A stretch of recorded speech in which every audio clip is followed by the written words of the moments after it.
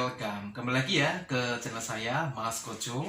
Di kesempatan yang bagus ini ya, saya mau sharing nih kajian tentang housekeeping ya, part 4, bagian 4 nih. Nah, seperti apa? Langsung aja guys. Oke, yang pertama ya, ini pertanyaan dari rekan-rekan housekeeping dari tikungan ujung Berung Indonesia ya. Yang pertama, Pak Koco bisa di-sharingkan nggak untuk istilah kata kunci komunikasi Pak, atau keys to communication. Nah, oke. Akan saya jawab ya. Jadi keys to com itu bagaimana sih intinya berkomunikasi yang efektif ya, karena nanti komunikasi yang efektif nanti akan berdampak positif buat kita nanti. Tapi sebaliknya kalau kita komunikasi yang efektif nanti nggak mencapai goals. Nah, just info untuk komunikasi itu harus ada 3 faktor ya. Itu yang harus hukumnya wajib ada. Kalau nggak ada nanti belum tercapai nanti untuk komunikasi yang efektif. Yang pertama adalah ini ya, sender ya, berarti penerima pesan. Yang kedua adalah receiver ya, berarti penerima pesan. Yang ketiga adalah pesan itu sendiri atau message. Nah, untuk message, untuk pesan itu ada banyak kriteria. Bisa jadi dari tulisan, terus dari WhatsApp, Instagram, Facebook, atau mungkin HT. Itu dikatakan juga komunikasi, atau mungkin bahkan juga email, itu dikatakan komunikasi. Nah, 3 faktor itu tidak boleh ini ya, dikorupsi salah satu. Nah, ini saya biar agak sedikit paham nih, saya kasih contoh saja. Contohnya komunikasi lewat HT ya, lewat HT. Jadi kalau saya ambil contoh yang tipe A. Tipe A. Contohnya housekeeping, monitor housekeeping gitu. Dijawab, masuk kamar 301, 302, 305, 310 ya. Minta dibersihin kamarnya, copy. Nah, kalau kita seperti itu nanti kurang efektif nanti. Yang ada harus ada konfirmasi ya. Konfirmasi berarti harus ada penegasan kembali. Jangan bilang copy pas waktu kita di area nanti lupa. Lah, apa tadi ya? Lupa ya. Nah, triknya berarti akan saya kasih contoh lagi. Berarti komunikasi yang baik berarti seperti ini.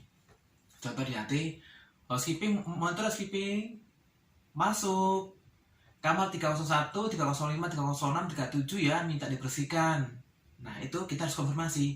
Baik, di copy kamar 301, 302, 305, 306, 307 minta dibersihkan. Nah, itu harus seolah-olah kita tuh mendikte ya, mendikte yang penerima pesan tadi. Kalau nanti dia sesuai, pasti nanti nggak akan komen. Tapi kalau kamarnya mungkin atau informasinya nanti beda, nanti akan konfirmasi. Atau mungkin kita salah ucap kamar, oh bukan itu, tapi ini ya. Nah, untuk itulah kita konfirmasi seperti itu.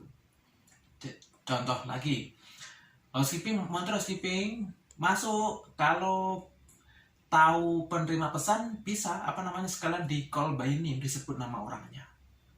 Housekeeping, monitor housekeeping, kebetulan yang konteks mungkin dari front office ya, mungkin contohnya namanya Adi. Housekeeping, monitor housekeeping, masuk Pak Adi, bisa dibantu. Kamar 301, 302, 303 ya, nggak usah dibersihkan. Baik di copy, 301, 302, 305. Nah, seperti itu, seolah mendikte dan konfirmasi seperti itu. Minta dibersihkan. Oh ya, baik, terima kasih gitu. Jadi komunikasi seperti itu. Jangan sampai nanti bila nggak ada konfirmasi, yang ada apa? Iya aja, tapi kita lupa nanti, takutnya salah kamar atau mungkin salah informasi, kita bahaya seperti itu. Oke ya, berarti keys to communication, berarti saya ulang, ada 3 faktor yang harus tidak boleh dikurangi. Pertama adalah sender, receiver, sama message. Kalau sudah dapat dari pesan, harus konfirmasi memastikan apakah sudah benar seperti itu. Oke ya, untuk etika komunikasi. Berikutnya yang kedua adalah bisa di ini Pak, di-sharingkan mengenai apa sih Pak poin-poin dari cleanliness di kamar Pak, khususnya di room ya Pak? Oke, terima kasih ya, good question. Ada 3 poin ya yang harus kita concern nih untuk cleanliness, poin-poin yang harus kita highlight. Itu ada 3 ya. Pertama adalah area above, berarti area atas, terus area under, area bawah, sama behind, berarti area belakang. Itu harus 3 poin itu harus dipelajari. Nah, seperti apa lokasi-lokasinya? Nah, ini kan secara umum ya, nanti bisa jadi nanti tipe kamar beda lagi nanti untuk lokasinya. Untuk area above, atas, itu berarti searah jarum jam aja kita ya. Untuk di area entrance atau living room, berarti yang di atas itu berarti mengecek kebersihan untuk AC ya, AC grill, manhole, terus bar grill, TV panel, atau mungkin smoke detector. Nah itu, atau mungkin ceiling, mungkin ada yang mungkin sarang laba-laba. Nah itu area atas, termasuk juga lemari ya, lemari yang ada rak-raknya itu harus dipastikan bersih. Berikutnya yang di kamar mandi, area atas itu biasanya di atas cermin, terus atas lemari itu harus ditajam. Takutnya nanti kalau nggak kita terlewat nanti bisa memicu tamu komen. Nanti mungkin yang harusnya nggak ada di situ mungkin ya, atau mungkin sampah, bahaya sekali. Yang kedua adalah area under ya, berarti area bawah. Bawah itu kita secara jarum jam saja. Bawah itu berarti bisa jadi di bawah karpet, di bawah di kamar divan atau bed tempat tidur, di bawah dustbin, di bawah lemari, atau mungkin di bawah, kalau di kamar mandi di bawah vanity counter, di bawah ini apa namanya, bedside table kanan kiri itu ditengok biasanya, kalau nggak kita detail akan terlewat.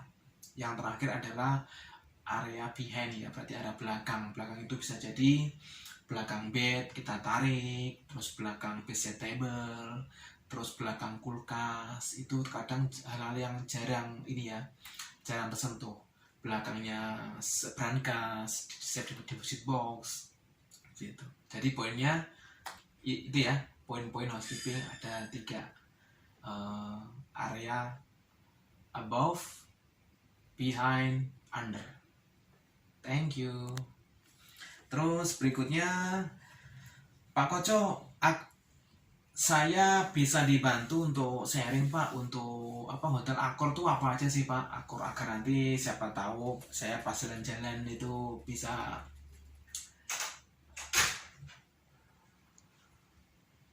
apa namanya, bisa tahu nih apa namanya, jaringan aku tuh seperti apa. Oke, langsung aja ya. Untuk Accor itu ini ya, Accor itu berasal dari Prancis ya, itu bukan dari negara lain tapi dari Prancis, sama kayak seperti Carrefour. Pendirinya adalah Paul de Brou dan Gerard Paulson. Nah, 2 bersaudara. Nah, just info aja, di Hotel Accor itu termasuk jaringan kelas dunia yang koleksinya itu sangat kompleks ya, dan dari kelas ekonomi sampai kelas mewah itu ada. Nah, seperti apa? Langsung kita kupas satu persatu. Nah, just info, brand Accor itu dibagi menjadi 4 ya. Yang pertama kelas ekonomi atau mungkin budget. Yang kedua adalah kelas mid skill ya, berarti golongan menengah. Yang ketiga adalah upskill, golongan menengah ke atas. Yang keempat adalah golongan luxury. Nah, hotel apakah itu, yang termasuk golongan apa hotel-hotelnya? Nah, untuk kelas yang budget itu atau kelas ekonomi adalah golongan ini ya, Ibis ya, Pak Ibis family. Berarti Ibis itu ada 3 macam Ibis. Pertama Ibis budget, Ibis yang gambar biru itu, warna biru. Berikutnya adalah Ibis merah, warna merah, sama Ibis style, warna hijau. Nah, untuk di Jakarta ya emang pusatnya ya, untuk grupnya Accor. Jadi Accor tuh dari Sabang sampai Merauke itu di setiap pulau itu ada. Nah, seperti itu.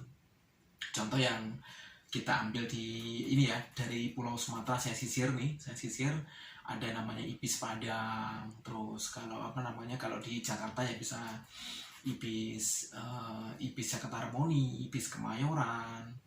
Terus ada yang kalau Ibis Style ya Ibis Style Mangga 2 seperti itu. Jadi koleksinya sangat banyak sekali. Nah, just info aja untuk kelas Hotel Ibis itu pertama kali dibangun ada di Indonesia itu ada di Ibis Kemayoran ya, tahun 1994 di Kemayoran sana, daerah Kemayoran Jakarta Pusat. Berikutnya kalau Ibis Budget itu pertama kali dibangun adalah Ibis Budget Semarang Tendian ya, 2014 ada di Jawa Tengah sana, di Semarang. Kalau yang Ibis Style itu pertama kali dibangun adalah Ibis Style Cikarang ya, di daerah Bekasi, Jawa Barat, tahun 2014 juga. Jelas ya sampai kelas ekonomi budget. Berikutnya untuk kelas mid skill, berarti golongan menengah. Hotel apakah itu? Umumnya kita yang kita kenal adalah kelas Mercure ya, sama Novotel. Ya, Pak, kalau di di compare grade-nya tinggian mana Pak? Kalau di head to head ya, itu masih selangkah lebih sedikit tinggian Novotel ya, Mercure sama Novotel itu. Nah, untuk yang di area Jakarta, Mercure itu ada, kita sisir aja dari Mercure Ancol, Mercure Jakarta Batavia, Mercure Jakarta Kota, Mercure Cikini, seperti itu. Jadi, kalau Novotel juga ada juga kan di Jakarta Pusatnya ya, Novotel Mangga 2, Novotel Cikini, ada kalau di area Greater Jakarta ya Novotel Tangerang, seperti itu. Nah, just info untuk Hotel Mercure ya, itu pertama kali dibangun ya. Oke. Untuk Hotel Mercure pertama kali dibangun adalah di Jakarta ya, Mercure Jakarta Kota, itu 1995 lah, sekitar itu hari hotel yang pertama kali. Terus kalau Novotel itu pertama kali dibangun kisaran 1995 ya, itu di Novotel Surabaya. Oke, sampai di sini jelas ya saya rasa. Terus berikutnya menginjak lagi ke tingkat lebih tinggi, golongan upscale ya, berarti golongan menengah ke atas. Itu bisa jadi bintang 5 ya. Hotel apakah itu? Kalau area Jakarta sini, kalau golongan upscale adalah kelas Pullman ya, Pullman, Grand Mercure. Nah Pak, bedanya Mercure sama Grand Mercure apa? Kalau Mercure adalah mid scale ya, golongan menengah. Kalau Grand Mercure karena ada Grand-nya tadi, golongan upscale. Nah, untuk golongan golongan hotel upscale tadi, saya ulang, Pullman, Grand Mercure, M Gallery itu. Nah, kalau di Surabaya sekitar sini untuk kelas Pullman ya ada di Pullman Indonesia ya, dulunya Hotel Nico. Sempat terus join sama sama Accor, jadi hotel Pullman Indonesia sama Pullman Central Park itu di Jakarta cuma ada 2 ya. Terus berikutnya M Gallery ya, kalau M Gallery di Jakarta belum ada. Berikutnya adalah Pullman sudah, terus M Gallery. Berikutnya adalah Swiss Hotel ya. Swiss Hotel itu pertama kali di Indonesia dan belum ada di daerah lain. Swiss Hotel Pantai Indah Kapuk ya, itu termasuk golongan kelas upscale ya, seperti itu. Berikutnya termasuk golongan tadi M Gallery, Pullman, Grand Mercure ya. Oke. Jadi untuk itu ya, untuk kelas-kelasnya. Berikutnya termasuk golongan ini ya, kelas luxury, berarti kelas mewah. Nah, hotel apakah itu? Nah, itu salah satunya adalah termasuk brand Sofitel ya. Sofitel, ada Fairmont, ada Raffles. Nah, kalau untuk Sofitel itu ada 3 brand ya, dibagi menjadi 3 lagi. Ada SO by Sofitel, terus Sofitel Legend, sama Sofitel Luxury Hotel. Untuk Sofitel di Jakarta belum ada, dulu pernah ada itu namanya Sofitel Grand Mahakam, tapi udah lepas ya dari Accor. Sekarang tinggal ada di ini apa namanya, di Bali saja. Jadi apa namanya, cuma ada di Bali di Nusa Dua ya, untuk apa namanya tadi, brand Accor tadi yang luxury. Sofitel tadi, Sofitel di Nusa Dua Bali. Nah seperti itu. Berikutnya termasuk luxury adalah Fairmont ya. Fairmont, Raffles itu ada di daerah Jakarta Pusat. Kalau di Raffles, sama Fairmont itu cuma ada dua ya, cuma ada dua di Jakarta sama di Bali. Jadi ada Fairmont Sanur. Kalau yang hotel baru buka itu adalah hotel Raffles ya, Raffles Bali baru buka di yang baru. Berikutnya termasuk apa namanya, kelas lagi yang berat adalah ya ini apa, termasuk yang baru gabung sama Accor, termasuk Banyan Tree ya, Banyan Tree di daerah Bintan sana di Kepulauan Riau seperti itu. Jadi sangat banyak ya koleksinya ya. Tadi udah jelas ya untuk koleksinya Accor tadi. Ada berapa apa, dari kelas ekonomi, mid scale, ekonomi budget, terus kelas mid scale, upscale, sama luxury. Semoga bisa menjadi inspiring buat teman-teman hotelier. Thank you.